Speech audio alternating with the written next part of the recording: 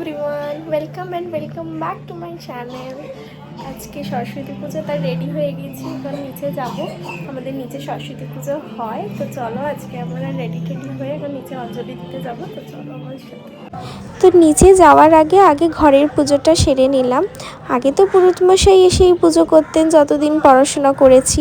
এখন পুরোহিতমশাই আসে না, কিন্তু এখন আমরা নিজেরাই একটু মালা, ফল, মিষ্টি দিয়ে মাকে একটু পুজো করে নিই। তারপরে নিচে গিয়ে অঞ্জলিটা নিচেই দিয়ে নিই। তো নিচে গিয়ে দেখলাম যে পুজো তো স্টার্ট হয়েই গেছিলো। আমারই একটু নামতে একটু লেট হয়ে গেছে, কেননা সরস্বতী পুজোর দিন সকালবেলায় স্নান করে শ্যাম্পু করে ঘরের পুজো দিয়ে শাড়ি টাড়ি পরে সেজেগুজে একটু নামতে লেট হয়ে গেছে। তো নিচে গিয়ে দেখছি মোটামুটি ঠাকুরমশাই পুজো শুরু করে দিয়েছেন।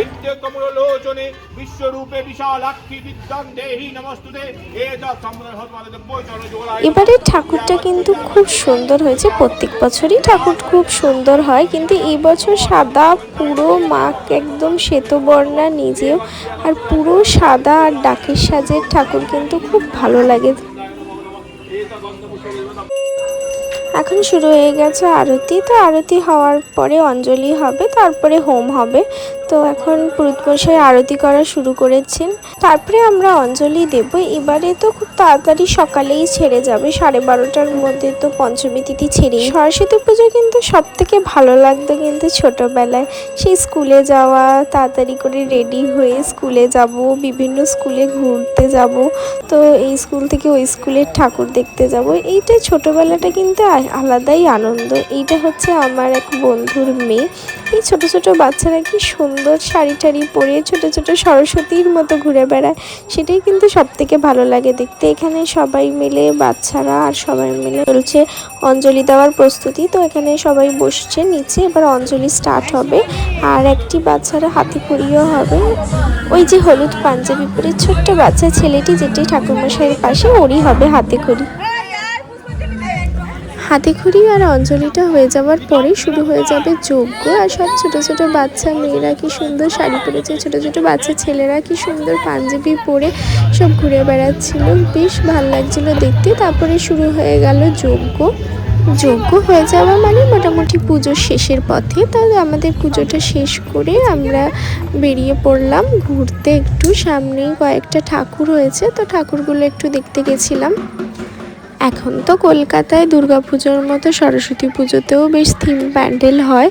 আমাদের বাড়ির সামনেই 3-4টে বড় বড় থিম প্যান্ডেলের পুজো হয়। তো এখন আমরা সেগুলোই দেখতে এসেছি। এই প্যান্ডেলটা আমাদের বাড়ি থেকে মোটামুটি 15 মিনিটের হাঁটা পথেই, দেশবন্ধু পার্কের পুজো।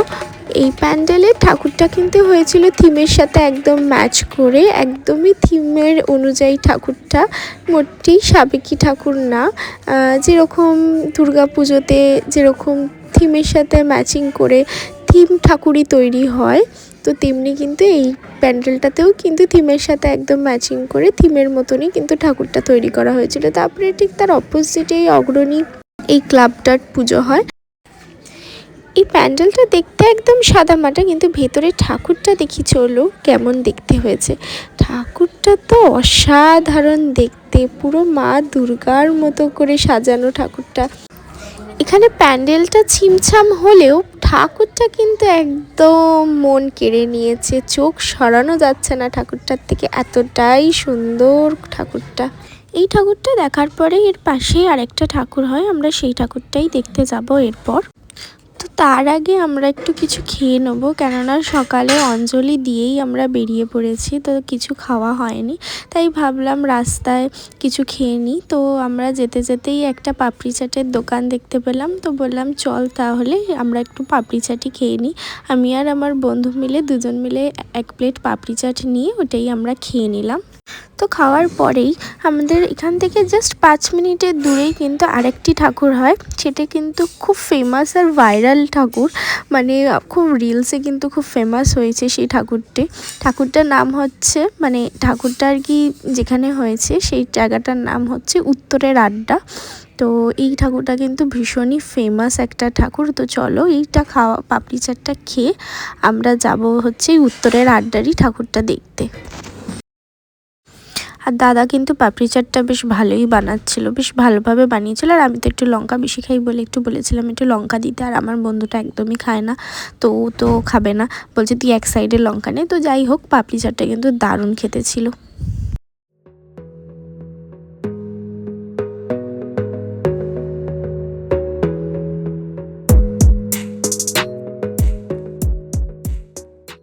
খাওয়া দাওয়া করে তারপরে আমরা চলে গেলাম উত্তরের আড্ডার ঠাকুরটা দেখতে। তো উত্তরের আড্ডায় তো ভীষণ ভিড় দেখলাম গিয়ে, মনে হচ্ছে সবাই একদম সকালবেলায় একদম সবাই বেরিয়ে পড়েছে, পুরো দুর্গাপুজোর ভাইবস লাগছে, মনে হচ্ছে দুর্গাপুজোতে ঠাকুর দেখতে বেরিয়েছি। এত লোকজন এই প্যান্ডেলে, মানে মনে হচ্ছে একদম দুর্গাপুজোই চলছে।